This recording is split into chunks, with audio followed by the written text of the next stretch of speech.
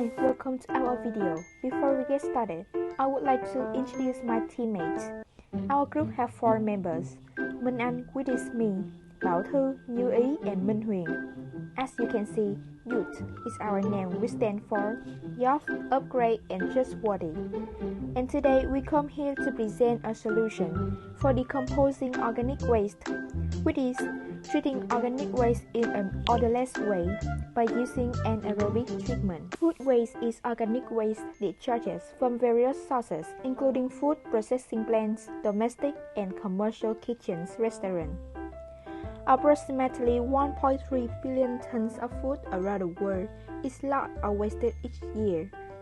As a matter of course, the disposal of food waste has become a major concern and burden in Vietnam because environmental law has prohibited the sanitary landfilling of food waste since 2005. 76% of this waste end up getting buried in the city's vast landfills, which leads to severe air, water, and soil pollution in the surrounding area. There are 3 targets that we want to achieve from this experiment, which are to complete the procedure of composting household organic waste with microorganisms to produce bioorganic fertilizer in the odorless way.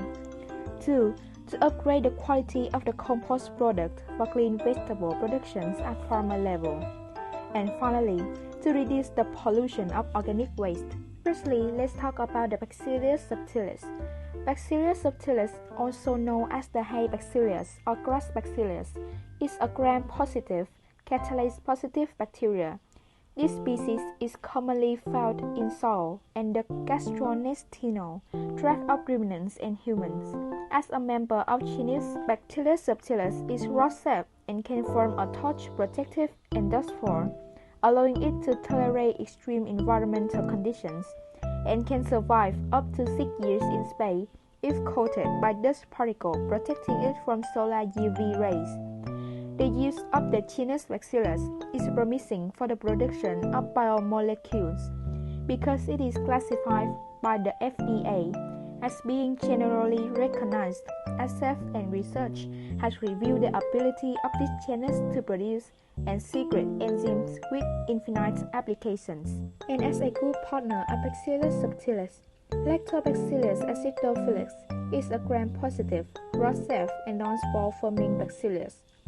It is capable of anaerobic and anaerobic fermentation, mainly concentrated in the small intestine, help to maintain the balance of the intestinal microflora. Therefore, Lactobacillus acidophilus can create an unfavorable environment for the growth of pathogenic bacteria and fungi, including rotting bacteria, and limit the formation of compounds that cause foul odors in the garbage. So, how about the Saccharomyces cerevisiae? Saccharomyces cerevisiae is a species of yeast which has been instrumental in winemaking, baking, and brewing since ancient times. The species are spherical or ovoid, small in size, 5 to 6 to 10 to 14. Reproduced by budding and sporulation. Their main source of nutrition is to use glucose, galactose, sucrose, maltose as a carbon source, and they use amino acids and ammonium salts as nitrogen sources. Under anaerobic condition, Saccharomyces cerevisiae will decompose organic waste to produce alcohol, creating an aroma. However, under the presence of oxygen, it will produce acetic acid, eliminating fishy odor and mold. In summary, we can get some information as follows, which are the key factors of the odorless waste treating process. At first, we can get that Bacillus subtilis can produce hydrolytic thermostable enzymes. To be specific, amylase, cellulase, and protease. Amylase, also called carbohydrate and protease, are 2 enzymes belonging to the digestive enzyme system. They play an important role in the breakdown of starch in organic and animal waste that has not been fully observed. Cellulase is a type of enzyme that breaks down the cellulose molecule into monosaccharides to become enzymes. This is our experiment video, but before getting into this, I would like to illustrate some pictures of our preparations. To do this experiment, we need to prepare 2 bottles of micro fertilizer, 2 measuring cups, 10 small buckets have lid, a pair of gloves, a marker, a scale, and finally 5 kilograms of dust. Firstly, use the marker to mark on the buckets from 1 to 10 to make it easier for later observation.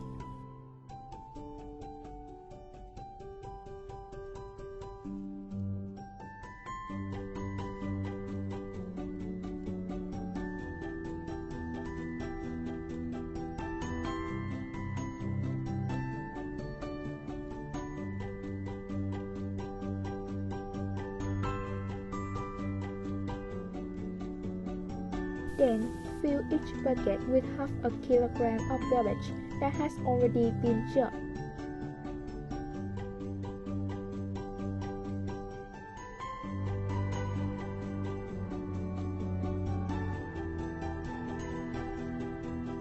Double check to make sure it's exactly 500 grams.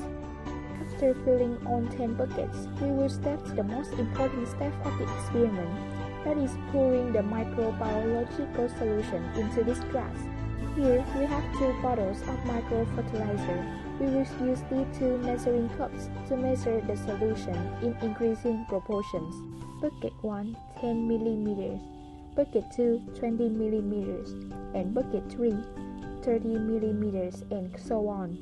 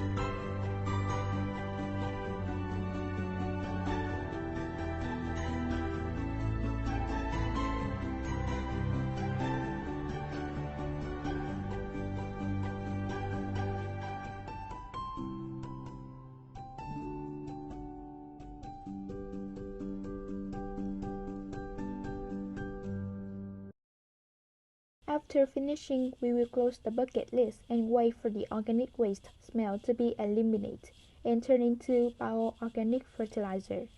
So, have you ever wondered why we should use anaerobic treatment for the odorless waste treating process? To answer this one, let's go to the advantage of the anaerobic treatment. Firstly, anaerobic waste treatment treats a less solid product 2 to 4 times as little as aerobic. Secondly, the anaerobic consumes low energy. Therefore, the construction for the process will be low cost. Furthermore, the process of decomposing organic waste by anaerobic can be applied on a small and medium scale.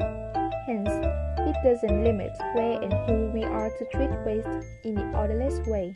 However, the anaerobic treatment also has its negative sides.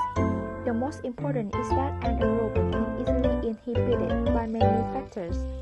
Moreover, the startup time of the process of decomposing organic waste by anaerobic treatment is relatively long. Finally, the biology and involvement of microorganisms of high complex require in-depth research. Last but not least, we think that this organic waste decomposed by anaerobics can easily create stable biohumus products with high nutrient salt content such as NPK.